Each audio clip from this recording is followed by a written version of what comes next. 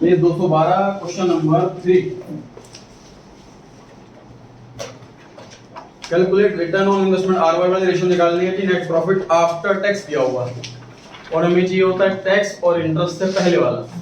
तो मुझे इसमें टैक्स भी ऐड बैक करना है, इंटरेस्ट भी ऐड बैक करना है, तो न्यूमरेटर मिलेगा। डिबेंचर दे रखे हैं सर 8 लाख रुपए। कन्वर्टेबल क्या होता है? What is convertible debenture? Equity share में जरूरी नहीं इक्विटी शेयर में ही कन्वर्ट हो, ये दूसरे डिबेंचर में कन्वर्ट हो सकते हैं। बेसिकली मैं पब्लिक से पैसे ले रही है कंपनी, लोन ले रही है और उन्हें कह रही है आपको पैसे वापस नहीं करेंगे। जब पैसे वापसी का टाइम आएगा तो इसको नए डिबेंचर बनाने या शेयर्स बनाने। तो डिबेंचर हम पे नहीं करेंगे, इसको कन्वर्ट कर देंगे। ऐसे डिबेंचर्स को बोलते हैं कन्वर्टेबल डिबेंचर। जो कन्वर्ट नहीं होते, जिनकी पेमेंट होती है, उन्हें बोलते हैं नॉन कन्वर्टेबल डिबेंचर। 12.5% क्या चीज है सर? इंटरेस्ट का रेट। इनकम टैक्स का रेट 30% है। फिक्स्ड एसेट्स की book value 20 lakh, current assets 15 lakh, current liability 7 lakh. चलिए पहले वर्कआउट करते हैं जी, 2 मिनट पे काम करते हैं। सर एक बैलेंस शीट की हमें फिक्स्ड एसेट्स पता है, करंट एसेट पता है, करंट लायबिलिटी पता है, एसएफ नहीं पता और एनसीएल नहीं पता। ये है 20 लाख, 15 लाख और 7 लाख। तो मेरे हिसाब से तो कोई तरीका नहीं है एसएफ निकालने का और एनसीएल निकालने का। दो चीज मिसिंग है। एनसीएल तो आता है। एनसीएल के लिए सर डिबेंचर्स अवेलेबल है मेरे पास। Yes sir. डिबेंचर्स जो होते हैं वो लॉन्ग टर्म बोरोइंग्स के अंदर आते हैं। Yes 8 lakh rupees. अब एसएफ निकल जाएगा। Yes sir. ठीक बात है। यस सर क्या पता और भी एनसीएल हो, क्या पता बैंक से लोन भी ले रखा हो। तो जरूरत क्या है मेरे को निकालने की एनसीएल और एसएफ? इसकी जगह कैपिटल एम्प्लॉयड ना लिखूं? Yes sir. मुझे क्यों जरूरत है एसएफ अलग से निकालने की और एनसीएल अलग से निकालने की?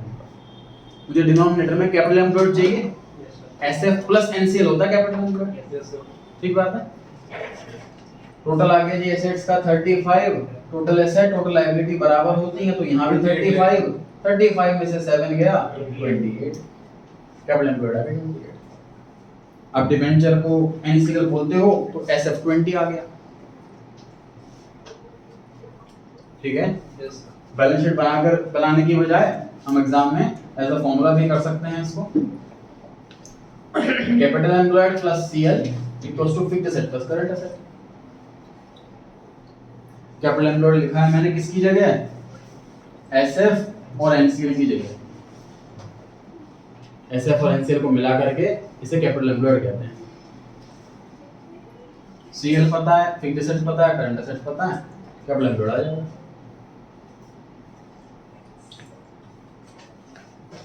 क्लियर हो गई बात? Yes sir. वर्क करते हैं न्यूमरेटर पे। PBT equals to PAT divided by 1 minus T. 6,30,000 divided by 1 minus tax rate 30% है, मतलब 0.3, यस सर। 0.7, 9 लाख। बाकी इंटरेस्ट कवरेज रेशियो में 3-4 तरीके बताए थे इसको सॉल्व करने के, किसी भी तरीके से कर सकते हैं आप।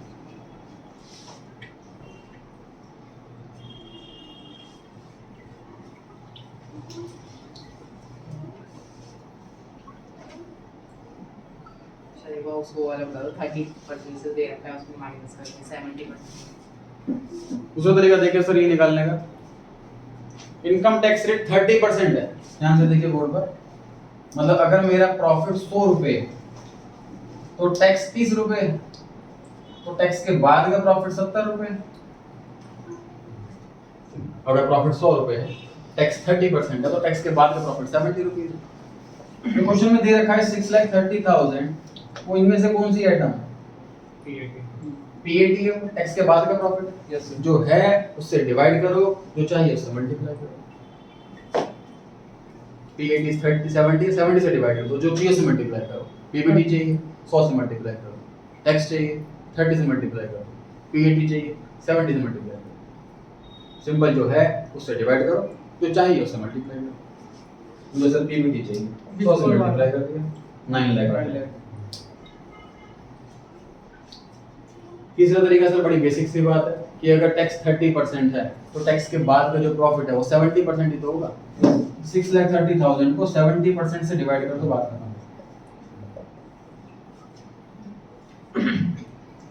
टैक्स अगर 30% है तो टैक्स के बाद का प्रॉफिट 70% है। तो 6,30,000 को 70% डिवाइड कर दो, सीधा पीबीटी आ जाएगा, मैं लगाएगा सीधा। तो आपके पास न्यूमरेटर आ गया क्या, बताइए। अभी तो पीबीटी आया है और न्यूमरेटर का फॉर्मूला में न्यूमरेटर कौन है, पीबीआईटी। न्यूमरेटर में पीबीआईटी है, profit before interest and tax. अभी तो सिर्फ पीबीटी आया, इंटरेस्ट ऐड बैक करना पड़ेगा। तो क्वेश्चन में इंटरेस्ट तो देंगे, 1 लाख रुपए मान ले, फिर ऐसे कैसे मान ले सर। डिबेंचर दे रखे हैं 8 लाख रुपीस के, उस पे इंटरेस्ट दे रखा है 12.5%। 8 लाख को 12.5% से मल्टीप्लाई कर दीजिए, इंटरेस्ट की प्राप्ति हो जाएगी। आपको कितना इंटरेस्ट आया ये बताओ। PBIT equals to PBT plus interest.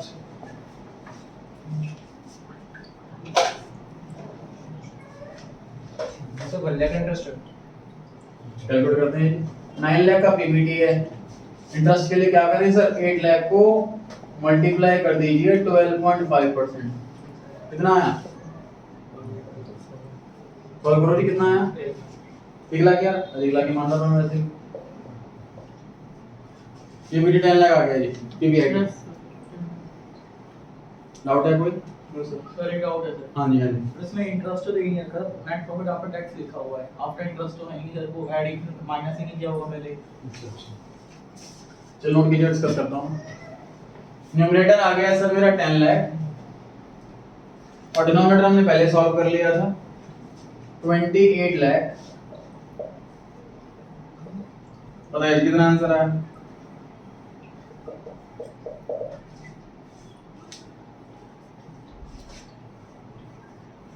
PBIT आया है 10 लाख। कैपिटल एम्प्लॉयड पहले ही कैलकुलेट कर लिया था 28 लाख इनटू में इंटरेस्ट।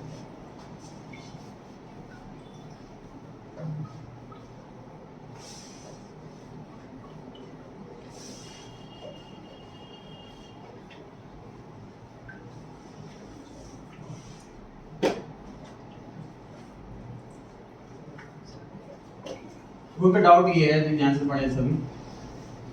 सर पीएटी क्वेश्चन में दे रखा है 6,30,000।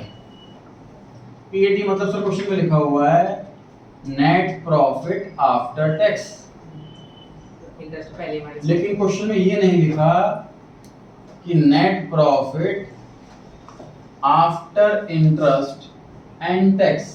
क्वेश्चन में ये लैंग्वेज तो लिखी नहीं है, ये लैंग्वेज लिखी है। तो आप ये क्यों प्रिज्यूम कर रहे हो कि ये लैंग्वेज और ये लैंग्वेज एक ही बात है? क्योंकि इंटरेस्ट एक एक्सपेंस होता है, टैक्स जो लगाया जाता है उस सारे एक्सपेंस लेस करने के बाद जो प्रॉफिट बचता है उस पर लगाया जाता है। इसीलिए अगर टैक्स के बाद का प्रॉफिट दे रखा है, दैट मींस टैक्स लेस करने से पहले सारे एक्सपेंस माइनस हो चुके होंगे। इंटरेस्ट इसीलिए चीपेस्ट सोर्स ऑफ फाइनेंस होता है, क्योंकि हमें उसमें टैक्स का एडवांटेज मिलता है। इंटरेस्ट पे करने से हमारा एक्सपेंस बढ़ता है, एक्सपेंस बढ़ने से प्रॉफिट कम होता है, प्रॉफिट कम होने से टैक्स कम होता है। अगर हम शेयर्स इशू करते हैं, उस पर डिविडेंड देते हैं, डिविडेंड एक्सपेंस नहीं होता, उसकी वजह से टैक्स कम नहीं होता, इसलिए वो महंगा पड़ता है। क्लियर हुई ये बात? Yes sir. मतलब प्रॉफिट आफ्टर टैक्स या प्रॉफिट आफ्टर इंटरेस्ट एंड दोनों एक ही बात है। यस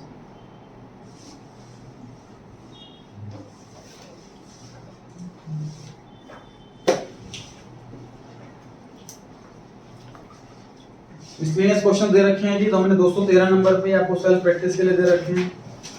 ये क्वेश्चन के अंदर 4-5 रेशियोज हैं, सॉल्व करें, आंसर दे रखे हैं, डाउट्स वगैरह आते हैं तो क्लास में डिस्कस करें आप लोग। पेज नंबर आ गया जी 216 216।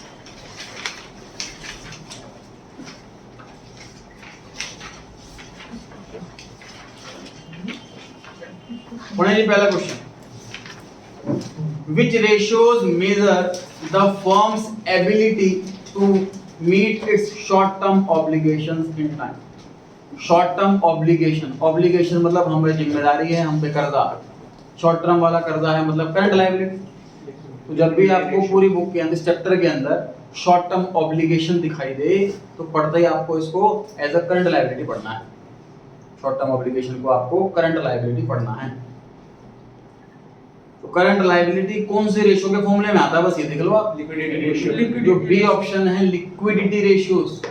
लिक्विडिटी रेशियो का फॉर्मूला क्या है? Liquid assets upon current liability. नहीं सर, उसके दो टाइप्स दो हैं। टाइप ये लिक्विडिटी रेशियो लिखा है, लिक्विड रेशियो नहीं लिखा। जो पहले वाली रेशियो की कैटेगरी है उस कैटेगरी का नाम है लिक्विडिटी रेशियोज। जो हमारी लिक्विडिटी मतलब हमारे पे हार्ड कैश कितना है, ये कितना है वो चेक करता है। लिक्विडिटी रेशियोज के अंदर दो रेशियोज आती हैं, करंट रेशियो और लिक्विड रेशियो। तो यहाँ पे लिक्विडिटी रेशियो लिखा है मतलब दो रेशियो है, करंट रेशियो, लिक्विड रेशियो। ठीक है जी। तो ऑप्शन नंबर सी में लिखा है एक्टिविटी रेशियो। ये टर्नओवर रेशियो का ही दूसरा नाम है। बेसिकली जो हम एक्टिविटी करते हैं वो सेल के लिए करते हैं, जितने भी काम करते हैं। तो एक्टिविटी रेशियो टर्नओवर रेशियो के लिए हम सिनोनिम है, टर्म है इस चैप्टर में। एक्टिविटी रेशियो मतलब turnover ratio. Profitability ratio profit निकालते हैं, net profit, gross profit, operating profit, ROI. Sir tick करने की जरूरत नहीं है। हां जी, आंसर सारे दे रखे हैं, टिक करने की जरूरत नहीं है जी आपको। इसमें बी ऑप्शन आंसर आ गया। Second point, for calculating quick assets दो आइटमों को एक्सक्लूड किया जाता है करंट एसेट्स में से। Inventory and prepaid expense. Inventory और प्रीपेड एक्सपेंस, लास्ट वाला ऑप्शन डी ऑप्शन। क्योंकि हार्डली मतलब हार्ड कैश नहीं है, क्विकली कैश में कन्वर्ट नहीं हो सकते। करंट रेशियो में आइडियल रेशियो कितनी है जी? 2:1। ऑप्शन नंबर ए आंसर आए, ऐसा क्वेश्चन में चेंज करो। Liquid ratio. क्वेश्चन 3 में आंसर तो सी ऑप्शन है, सबको अच्छे से पता है। मैं कह रहा हूं ऑप्शन ए आना चाहिए, ऐसा क्वेश्चन में चेंज करो। तो लिक्विड रेशियो क्वेश्चन के अंदर लिखा होता आइडियल लिक्विड रेशियो, 1:1 आंसर आता। Yes sir. A option answer आता। Fourth question, long term obligation firm की कौन सी रेशियो चेक करती है? और again sir, long term obligation पढ़ते आपके माइंड में क्या क्लिक करना चाहिए? NCL, non current liability. Non current liability जिसके फॉर्मूले के अंदर आता है वही वो चेक करता है। पहला ऑप्शन लिक्विडिटी रेशियो में तो सर सीएल आता है, एनसीएल आता ही नहीं है, ये ऑप्शन आंसर नहीं हो सकता। B option activity ratio, turnover ratio, इसके अंदर तो सेल्स आती है, स्टॉक आता है, डेटर आता है, एनसीएल तो आता नहीं है। सी ऑप्शन प्रॉफिटेबिलिटी रेशियो, इसके अंदर भी एनसीएल नहीं आता। रिटर्न ऑन इन्वेस्टमेंट रेशियो के अंदर एनसीएल आता है बट वो प्रॉफिट और कैपिटल के साथ आता है। डी ऑप्शन सोल्वेंसी रेशियोज के अंदर ये date equity ratio, proprietary ratio, ये इसमें एनसीएल आती है। ये लॉन्ग टर्म ऑब्लिगेशंस चेक करती है कि लॉन्ग रन में हम इंसॉल्वेंट तो नहीं हो जाएंगे, ये चीज चेक करती है। फिफ्थ क्वेश्चन पे आए जी हम, तो डी आंसर है बोर्ड का। Which ratio measures the velocity of conversion into stock? Conversion of stock into sales. Stock और sales, stock भी हो, sales भी हो, कौन सी ratio? D option sir inventory turnover ratio. 6 point, average payment period is particularly useful for dash since it helps in knowing the bill paying patterns of the firm. Payment period है, collection period नहीं है। तो हम payment करते हैं creditor को, अपने payment करते हैं क्रेडिटर को। तो क्रेडिटर चेक करेगा हमारा, सप्लायर चेक करेगा जी, ए ऑप्शन। ठीक है, मैंने आगे लिखा भी हुआ नीचे ग्रीन कलर से। अगर क्वेश्चन में एवरेज कलेक्शन पीरियड लिखा होता तो डेटर आंसर होता। डेटर से कलेक्ट करते हैं, क्रेडिटर को पे करते हैं। तो पेमेंट पीरियड मांगा है तो क्रेडिटर की बात होगी, कलेक्शन पीरियड मांगा है तो डेटर की बात होगी। 7th पर आ गए जी हम। इनमें से कौन सी प्रॉफिटेबिलिटी रेशियो दिख रही है आपको? आरओआई लास्ट रेशियो पढ़ी थी हमने जी। जो ऑप्शन नंबर ए है वो कौन सी कैटेगरी का? सॉल्वेंसी रेशियो लिख सकते हैं हम चाहे तो वहां पर।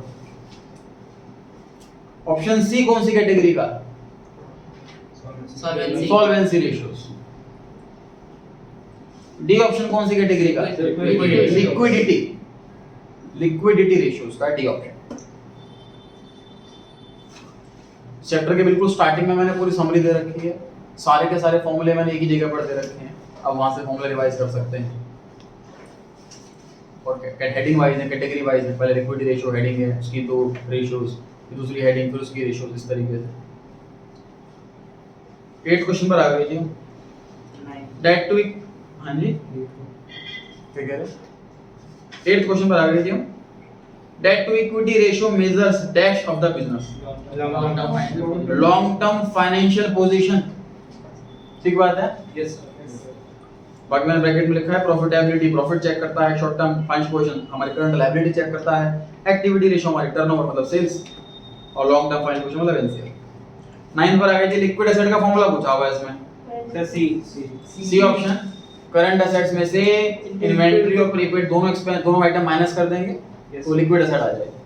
लिक्विड एसेट का दूसरा नाम क्विक एसेट, क्विक एसेट, वो तो रेशियो का नाम है ना, एसेट का नाम थोड़ी ना है। एसिड टेस्ट तो रेशियो का नाम है ना, एसेट का नाम नहीं है ना। एसेट के दो ही नाम है यहाँ पर, लिक्विड एसेट या क्विक एसेट। 10th पर आ गए जी हम, लिक्विड रेशियो का दूसरा नाम पूछा है, सी ऑप्शन हो गया जी, बोथ एंड भी। 11th में सीओजीएस का फॉर्मूला पूछा है, सेल माइनस जीपी। 12th पे आ गए जी, अगर हम 100 में से ऑपरेटिंग प्रॉफिट रेशियो माइनस कर देंगे तो कौन सी रेशियो बचेगी, ऑपरेटिंग कॉस्ट रेशियो बचेगी। ऑपरेटिंग कॉस्ट रेशियो का नाम क्या होता है, ऑपरेटिंग रेशियो होता है। बताया आपको, ऑपरेटिंग प्रॉफिट और ऑपरेटिंग कॉस्ट रेशियो को जोड़ देंगे तो 100 आता है, तो 100 में से ऑपरेटिंग प्रॉफिट रेशियो माइनस करेंगे तो ऑपरेटिंग कॉस्ट रेशियो बचेगी। ऑपरेटिंग कॉस्ट रेशियो का नाम operating ratio, A option. 12th में जो बी ऑप्शन लिखा है ऐसी कोई टर्म होती ही नहीं, ठीक है। तो 12th में बी ऑप्शन लिखा है ऐसी कोई टर्म होती ही नहीं। 13th पर आ गए जी, dash ratios primarily measures return. Return means income, जो मैं पैसा लगा रहा हूं तो मुझे बदले में क्या मिल रहा है, वापसी क्या मिल रहा है, प्रॉफिट ही मिलता है, तो रिटर्न मींस प्रॉफिट, ठीक है जी। प्रॉफिट कौन चेक करेगा, प्रॉफिटेबिलिटी रेशियो चेक करेंगे, लास्ट वाला ऑप्शन। 14th पर आ गए जी, वो वाली रेशियो जो चेक करती हैं कि हमारी कितनी स्पीड है कि हम अपने अकाउंट्स को सेल में कन्वर्ट कर देते हैं। एक्टिविटी रेशियोज में ही सेल्स लिखी जाती है, ये कितनी क्विकली हमें टाइम्स आता है। स्टॉक का रेशियो 10 टाइम्स, स्टॉक को 10 गुना में सेल में कन्वर्ट कर पा रहा है। तो करंट नहीं आप सेल का करंट रेशियो से कोई लिंक नहीं है। तो कैश लिखा है ना, कैश सेल मतलब सेल, हम जैसे एसेट को सेल में कन्वर्ट कर रहे हैं, सेल अल्टीमेटली कैश बनती है। अगर एक सेल कैश सेल हुई है तो कैश बन ही गया, अगर उधार में बिका तो डेटर से भी कैश मिलेगा, ये मतलब है इसका। 15th में आ गया, the dash of a business firm is measured by its ability to satisfy short term obligation. पढ़ते हैं माइंड में क्या क्लिक करना चाहिए, करंट लायबिलिटी। करंट लायबिलिटी कौन सी रेशियो में, इनमें से करंट रेशियो। 16 में जी, the dash is useful in evaluating credit and collection policy. Average collection period हमारा ये चेक कर रहा है कि उधार की पॉलिसी कितनी है, उधार कितने टाइम का देते हैं, कलेक्शन पॉलिसी कैसी है, कितने टाइम में पैसा मिल जाता है। Average collection period. Liquid ratio ideal कितनी है जी, 1:1। क्वेश्चन नंबर 18 पर आ गए जी हम। Net income of the company should be ideally dash times of the fixed interest charges. अब देखिए, जब एग्जाम में क्वेश्चन आया था, ये बोर्ड में आया हुआ है, तो इसमें कितने इंटरेस्ट कवरेज रेशियो कितने होनी चाहिए, क्वेश्चन में ये पूछा हुआ है। अब इसकी सर कोई आइडियल रेशियो होती ही नहीं। इंटरेस्ट कवरेज रेशियो में न्यूमरेटर में होता है प्रॉफिट और डिनोमिनेटर में होता है इंटरेस्ट। लॉन्ग टर्म लोन पर, तो लॉन्ग टर्म लोन पे इंटरेस्ट जितना कम हो उतना अच्छा, प्रॉफिट जितना ज्यादा हो उतना अच्छा, इसलिए कोई आइडियल रेशियो नहीं है इसकी। 2:1 या 5:2 जो भी है, कोई आइडियल रेशियो है नहीं। तो कैसे चूज करें, तो हमें क्या करना है, जो सबसे ज्यादा है वो सबसे बढ़िया, ठीक है। सबसे ज्यादा कौन से वाले में, लास्ट वाला ऑप्शन में सही वाला आंसर, ये ऐसे आंसर देना।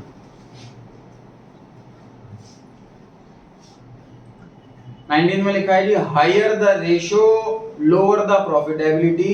इनमें से कौन सी रेशियो ऐसी है इसमें अगर रेशियो ज्यादा होगी इसका मतलब प्रॉफिट कम होगा? कौन सी रेशियो इनमें से ऐसी? Operating ratio. B option operating ratio है। ऑपरेटिंग रेशियो पढ़ते ही माइंड में क्या क्लिक करना चाहिए? ऑपरेटिंग प्रॉफिट की operating cost? Operating cost. Operating cost. और ऑपरेटिंग कॉस्ट रेशियो ज्यादा है इसका मतलब ऑपरेटिंग प्रॉफिट कम है।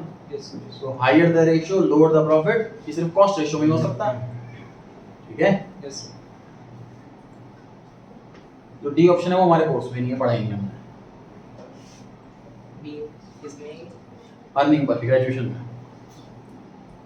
20 क्वेश्चन पर आ गए जी। For calculation of current ratio which of the following is relevant? कौन कौन सी चीजें काम की है? दूसरा करंट रेशियो में कौन सी चीज काम की है? एक न्यूमरेटर में करंट एसेट काम का है, एक डिनोमिनेटर में करंट लायबिलिटी काम की है। कौन सा ऑप्शन है जी? बी ऑप्शन, सेकंड वाला। 21 कौन सी ऐसी रेशियोज हैं जो रिस्क मेजर करती हैं? तो कौन कौन सी रेशियो जो रिस्क मेजर करती हैं जी बताइए। नहीं, तीन चूज करनी है ना हमें, तो दिखा दो। ऑप्शन में तीन दे रखे हैं, हर एक ऑप्शन के अंदर तीन दे रखी है, तो हमें सारी सारी रिस्क वाली मेजर करनी है, ये जिस जो जो रिस्क कैलकुलेट करती है। लिक्विडिटी हमारा शॉर्ट टर्म रिस्क दिखती है, देखो लायबिलिटी तो रिस्क है, लायबिलिटी में तो रिस्क है, तो लिक्विडिटी और सोल्वेंसी ये दो रेशियो तो होनी चाहिए। सोल्वेंसी के लिए की जगह यहाँ पर डेट वर्ड इस्तेमाल कर लिया बस, डेट मतलब लॉन्ग टर्म लोन, ठीक है ना। तो डेट हो और लिक्विडिटी हो, ये दो चीज जरूरी हो गई, क्योंकि लायबिलिटी का ही रिस्क होता है। ठीक बात है। Yes sir. अब आते हैं जी एक्टिविटी या प्रॉफिटेबिलिटी। बताइए जी कौन सा रिस्क बता रहा? प्रॉफिटेबिलिटी बता रहा है, क्योंकि रिस्क मतलब कम है कि ज्यादा है। प्रॉफिट अगर कम है, ऑपरेटिंग रेशियो अगर ज्यादा है तो रिस्क ज्यादा है, प्रॉफिट रेशियो अगर कम है तो रिस्क कम है, प्रॉफिटेबिलिटी रेशियो अगर कम है तो रिस्क ज्यादा हो गया। ऑपरेटिंग रेशियो में बात है, ऑपरेटिंग रेशियो कॉस्ट वाली रेशियो होती है, अगर रेशियो ज्यादा आ रही है तो रिस्क ज्यादा हो जाएगा। तो डी ऑप्शन करेक्ट है। D option. 22 पे आ गए जी dash ratios are the ratios which are calculated to analyse the earning capacity of the business. Sir B profitability से अर्निंग से मतलब प्रॉफिट से होता है, तो प्रॉफिटेबिलिटी रेशियो बताएगी अर्निंग हमारी। D option. सर इसमें एक्टिविटी नहीं हो सकता ना? सेल्स 23 कैलकुलेशन वाला आ गया जी क्वेश्चन। प्रोप्राइटरी रेशियो कैलकुलेट करने फॉर्मूला क्या होता है इसका? SF upon total assets multiply 100 करना है कि नहीं करना? तो ऑप्शन देखने पड़ेंगे। इकलौती इसी रेशियो में ऑप्शन है, यस पूरे चैप्टर में इकलौती यही एक रेशियो है जिसमें या तो रेशियो में आंसर दें या परसेंटेज में आंसर दें, दोनों में आंसर दिया जा सकता है। यस इसमें आंसर परसेंटेज में दे रखा है तो मल्टीप्लाई बाय 100 करेंगे। न्यूमरेटर में सर एसएफ है, एसएफ कितने रुपए बता पाओगे आप लोग? बताइए। 8 लाख। शेयर होल्डर फंड के अंदर दो चीजें आती हैं, शेयर कैपिटल और reserve and surplus. Share capital 5 lakh, reserve and surplus 3 lakh, total हो गया 8 लाख। 8 लाख रुपए न्यूमरेटर आ गया जी। Sir D. डिनोमिनेटर में आता है sir total assets. Non current asset पता है, करंट एसेट पता है, दोनों को ऐड कर दो, टोटल एसेट आ गई। तो 22 और 10 32, यस 25 तो 8 लाख रुपए numerator, 32 lakh denominator, multiply by 100, कितना आंसर आया जी? 25%। D option. 8 लाख रुपए न्यूमरेटर, 32 लाख 8 अपन 32 से पूछो। 24 पे आ गए जी हम। The dash ratio measures how quickly inventory is converted into sales. Turnover ratio inventory turnover ratio बताती है सर, ये क्वेश्चन आए भी तो शायद अभी है ना। चलिए 25 पर आ गए। Dash ratio provide the information critical to the long run operations of the business. Solvency. Solvency ratio sir long term में टिक पाएंगे, लोन चुका पाएंगे, ये चीज चेक करेंगे। 26 the ratio which indicates how quickly debtors are converted into cash। Trade receivable debtor वाली ratio sir B option में है, डेटर वाली रेशियो बी ऑप्शन में। 27 the relationship of profit earned to capital employed is termed as Return on investment. हाँ जी capital employed इसी ratio के अंदर है डी वाली बस कैपिटल एम्प्लॉयड सिर्फ डी ऑप्शन नहीं है कैपिटल एम्प्लॉयड वाली में ऑप्शन नंबर ए बी और सी इन तीनों में तो डिनोमिनेटर सेल्स होता है Yes, sir. ठीक है ना